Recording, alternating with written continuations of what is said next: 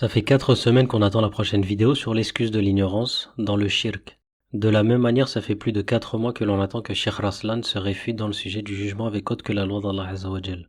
En parlant de jugement avec autre que la loi d'Allah Azza wa Jal, il y a des contemporains qui considèrent que le fait de légiférer en contradiction avec la loi d'Allah Azza wa Jal, c'est-à-dire s'associer à Allah Azza wa Jal dans son droit exclusif de légiférer, et le fait de remplacer la loi d'Allah Azza wa Jal par des lois mondaines sans les attribuer à Allah Azza wa Jal, cela est considéré comme étant du kufr de la kufr.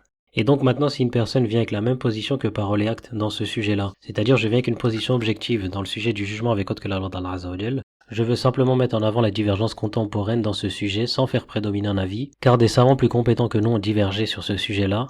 Est-ce que cela implique que l'on doit prendre en considération cette divergence, ou est-ce que cela signifie que les savants qui ont adopté cette position-là sont dans l'erreur, et que le fait de mettre en avant cette soi-disant divergence ne change absolument rien au fait que cette position n'est pas acceptable? Comme vous l'aurez compris, si une personne vient avec cette position-là dans le sujet du jugement avec autre que la loi d'Allah Azza wa Jal, ça va absolument rien changer. Cette position sera toujours un égarement. Maintenant, écoutons un conseil de Cheikh Fawzan sur la question de l'excuse de l'ignorance. يدعي البعض أن مسألة العذر بالجهل خلافية فما هو الحق مع التفصيل؟ أولا اشتغال طلبة العلم والمبتدئين بهذه المسألة العظيمة لا ينبغي لهم يشتغلون بهذا، لأنهم يسهلون على الناس الكفر والشرك ويقولون أنتم جهال ولا عليكم. ينبغي أنهم يمسكون عن هذا الشيء، لا يفتحون للناس الأبواب التي تسهل عليهم البقاء على الشرك والكفر، بل يحذرون وينذرون من هذا ويخوفون الناس، ما يقولون لهم والله أنتم جهال والجاهل معذور وما أشبه ذلك.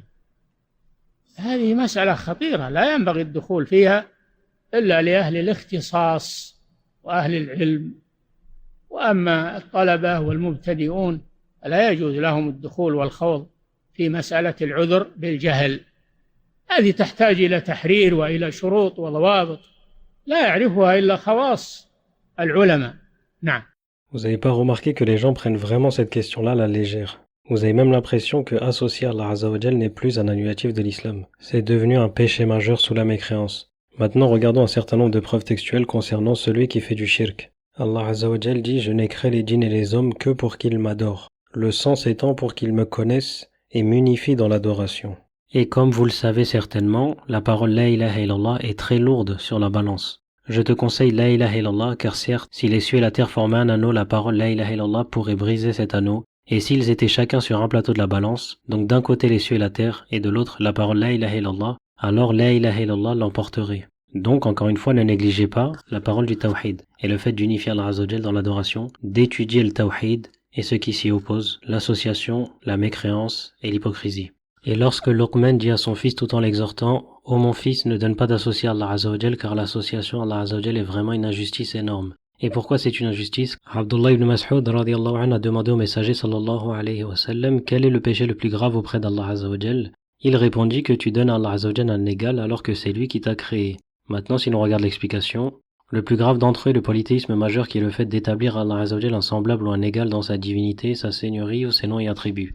Allah Azza wa Jal ne pardonne pas ce péché excepté par le repentir. Si la personne meurt sur ce péché, alors il demeurera éternellement en enfer. Mu'adh ibn Jabal radiyallahu anhu rapporte « J'étais assis derrière le prophète sallallahu alayhi wa sallam sur un âne, et il demanda alors au Mu'adh « Sais-tu quel est le droit d'Allah Azza wa Jal sur ses serviteurs et quel est le droit des serviteurs sur Allah Azza wa Jal ?» J'ai répondu « Allah Azza wa Jal et son messager sont les plus savants. » Et il a répondu « Le droit d'Allah Azza wa Jal sur les serviteurs est qu'il l'adore et ne lui associe rien. Et le droit des serviteurs sur Allah Azza wa Jal est qu'il ne châtie pas celui qui ne lui a pas associé. » Maintenant, si l'on descend sur l'explication, le droit d'Allah Azza wa Jal sur les serviteurs est qu'il l'adore, lui seul, et qu'il ne lui associe rien, et le droit des serviteurs sur Allah Azza wa Jal est qu'il ne châtie pas les vrais monothéistes, ceux qui ne lui ont rien associé.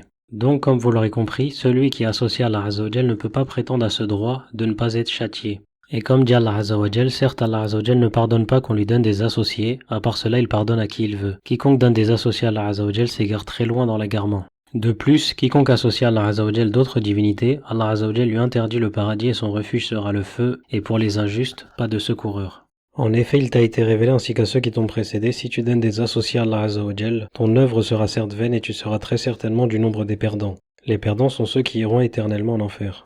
Abdullah ibn Mas'ud radiyallahu anhu rapporte que le prophète sallallahu alayhi wa sallam a dit « Quiconque meurt en invoquant un égal à Allah Azza wa Jal entrera en enfer. Dans ce hadith, le prophète sallallahu alayhi wa sallam nous informe du fait que quiconque voit autre qu'Allah Azza wa Jal ce qui lui est spécifiquement dû, puis meurt en persévérant dans cet acte, aura l'enfer comme destination finale. Malgré toutes ces preuves textuelles, on va nous dire, celui qui fait du shirk et qui meurt sur le shirk en étant ignorant, il est musulman, il meurt sur l'islam et on peut demander la miséricorde d'Allah Azza wa Jal pour lui. Et dans l'au-delà, il sera considéré parmi les gens d'Al-Fatra, c'est-à-dire qu'il sera testé le jour du jugement. Mais le principal problème, c'est que s'il meurt sur l'islam, il est censé être ressuscité comme musulman et non pas parmi les gens d'Al-Fatra, ce qui montre que dans l'au-delà, sa situation est dangereuse et pour éviter l'enfer éternel, il sera testé le jour du jugement parmi les gens d'Al-Fatra, parce que son ignorance était avérée, il ne pouvait pas atteindre la vérité. Par exemple, celui qui vit dans un village éloigné, le seul moyen d'apprendre la religion, c'est auprès d'un marabout qui fait de la voyance du shirk, et que donc lui-même fait du shirk, et il n'a aucun moyen de savoir que cela est du shirk, parce qu'il ne connaît pas l'arabe, il ne connaît rien du tout. Et il meurt sur cela. Cette personne-là, pour éviter l'enfer éternel, sera testée le jour du jugement parmi les gens d'Al-Fatra. Mais il ne meurt pas sur l'islam parce que il fait du shirk. Et cela relève de la justice d'Allah Azza wa Jal de ne pas punir celui à qui le message n'est pas parvenu, ou celui à qui le message est parvenu mais d'une manière tellement erronée qu'il n'a pas pu atteindre la vérité, comme dit Allah Azza wa Jal, et nous n'avons jamais puni un peuple avant de lui avoir envoyé un messager. قال من أن يحتاج إلى أن يستشهد عليه بنص خاص فإن اليهود والنصارى يكفرون عباد الأصنام اليهود والنصارى يكفرون عباد الأصنام ويأتيك من ينتسب الإسلام يقول ماذا؟ يقول مسلمون. إذن النصارى واليهود أحسن حالا من حال هذا الذي ينتسب إلى الإسلام.